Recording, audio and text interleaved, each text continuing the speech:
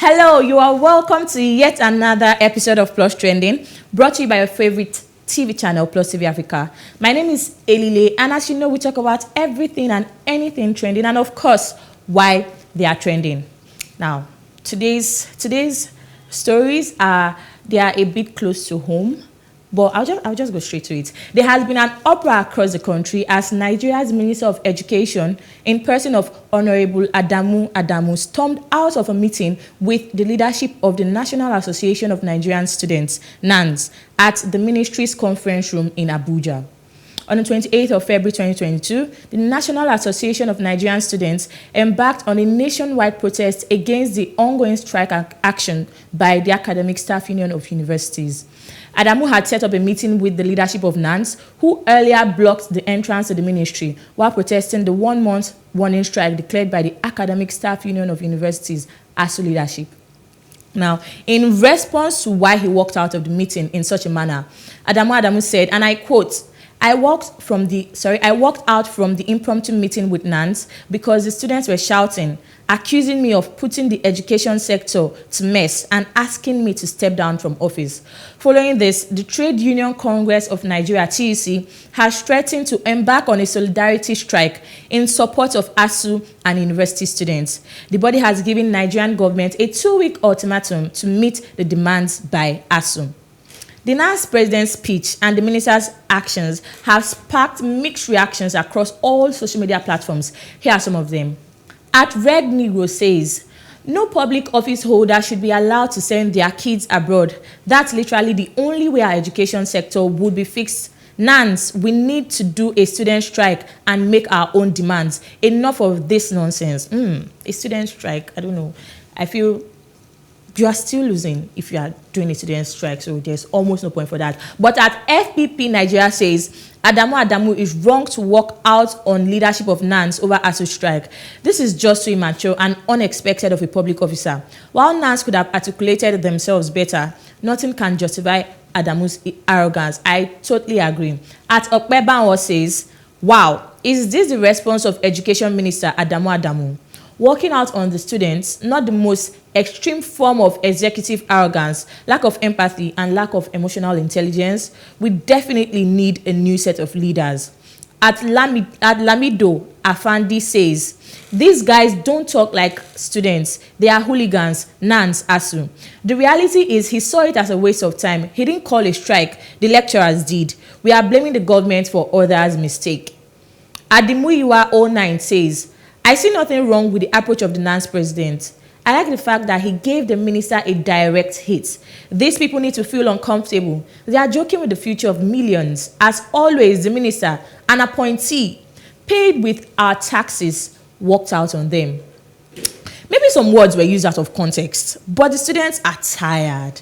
They are being pushed to the wall over and over again. They feel like pawns on a chessboard, and it is only natural that they are pained.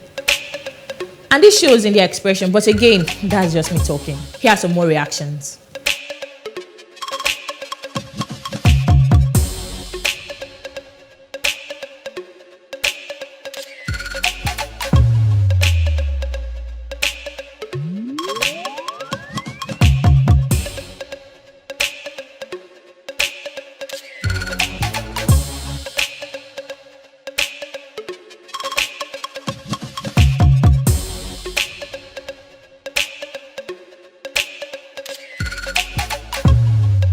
It is no news that Russia has gone to war with Ukraine.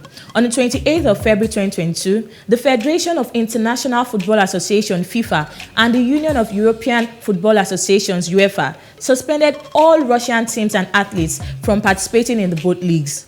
A statement on the official UEFA website reads, following the initial decisions adopted by the FIFA Council and the UEFA Executive Committee, which emphasized the adoption of additional measures, FIFA and UEFA have today decided together that all Russian teams, whether national representative teams or club teams shall be suspended from participation in both FIFA and UEFA competitions until further notice.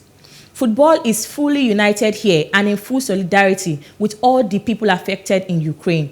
Both presidents hope that the situation in Ukraine will improve significantly and rapidly so that football once again can be a vector for unity and peace amongst people.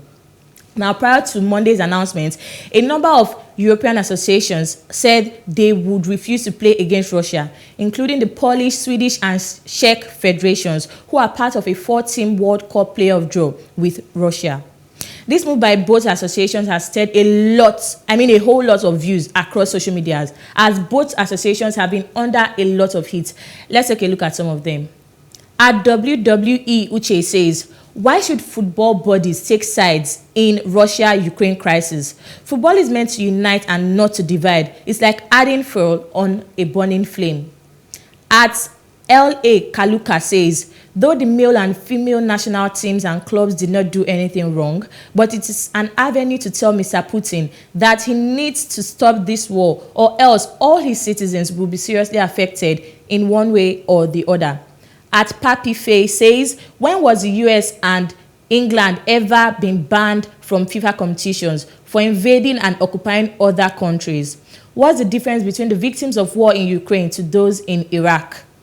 At Aries Prodigy says, just because they didn't punish us for it doesn't mean they can start taking a stand now. I'm sure if America or England tried what Russia is doing now, in this day and age, they will get the same treatment. At Krajisnik86 says, what happened to no mixing of sports and politics? Hasn't that always been at FIFA media and at UEFA motto? Or is that only reserved for what fit the narrative situations? How are Russian athletes and sports clubs responsible for anything that's going on? At Joseph Biden says, hard to play sports when your country is being bombed, stations are used for refugees, and your players are defending it from invaders. That's a whole lot. But here are some more reactions.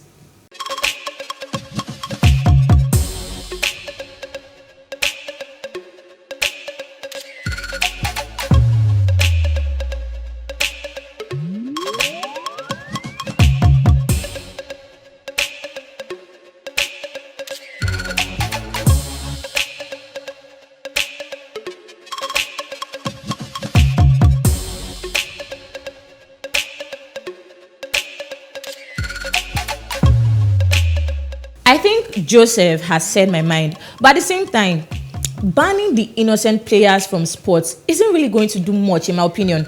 But like I always say, that's just my opinion. So tell me, what do you think about the minister's actions and his remarks about the lecturers and not the federal government being the problem?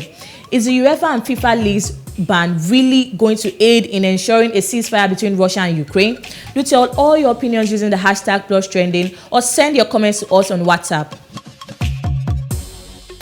Thank you so much for joining me on the show today, guys. Do not forget to tune into PlusTvAfrica on Star Times channel 308 and DSTV channel 408, or visit all our social media pages, and of course, subscribe to our YouTube channel at PlusTvAfrica for more trending topics. My name is Elile, and it's always a good day to do and be, so go be great.